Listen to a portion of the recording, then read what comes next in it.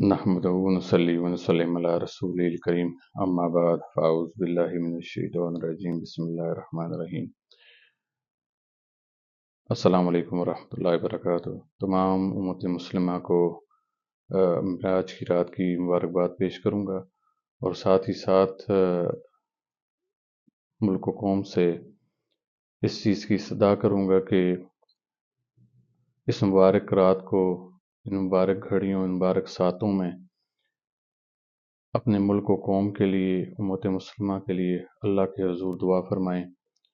کہ اللہ تعالیٰ ہم سب کو راہ ہدایت، راہ ایمان پر چلنے کی توفیق عطا فرمائیں، دشمنوں اور حاسدوں کے شر سے محفوظ فرمائیں، ان کی ہر سازش تدبیر کو ناکام فرمائیں۔ ہم سب امت مسلمہ کو قرآن کریم فرقان حمید کو پڑھنے، اس کو سمجھنے، اس پر عمل پیراؤ کے آگے پھیلانے کی توفیق عطا فرمائیں۔ ان مبارک ساتوں میں اللہ کے حضور دعا فرمائیں کہ اللہ تعالیٰ ہمیں اپنی ایک رسی کو مضبوطی سے پکڑنے کی توفیق عطا فرمائیں، تفرقہ بازی سے اجتناب کرنے کی توفیق عطا فرمائیں، آپس میں بھائی چارہ اور محبت و اخوت قائم کرنے کی توفیق عطا فرمائیں، اپنے ملک و قوم کے مسائل کو سمجھنے کی توفیق عطا فرمائیں تاکہ کوئی دوسرا فلسطین یا کشمیر جنم نہ لے سکے۔ ہم امت مسلمہ کو آپس میں اتحاد و اتفاق پیدا کرنے کی توفیق عطا فرمائیں، خاص طور پر اسلام کے نام پہ حاصل کی اس ملک میں اسلام کا بول بالا فرمائیں، اور ہمیں اسلام کے ذریعہ اصولوں پہ، حضور علیہ السلام کی سنت مبارکہ پہ، آپ کے بتائے ہوئے راستے پہ چلنے کی توفیق عطا فرمائیں۔ اس رات اس عزم کا اعادہ کریں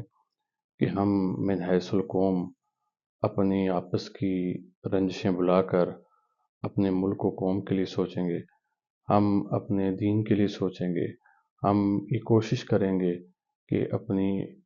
اس قوم کو، اپنی امت مسلمہ کو بجائے تفرقات اور سلاسل کی تفریق میں بانٹنے کے، ہم ایک امت محمدی ہونے پر زور دیں گے۔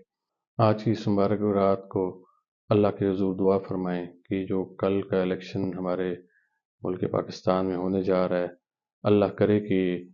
اس کے نتائج تمام جو فریقین ہیں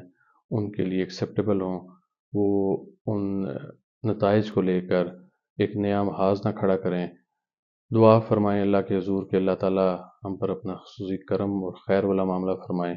کہ ہم یہ ایک مشکل گھڑی ہے اور اس میں ہمیں اچھا فیصلہ، اپنے ملک و قوم، آنے والی نسلوں کے لیے اچھا فیصلہ کرنے کی توفیق عطا فرمائیں۔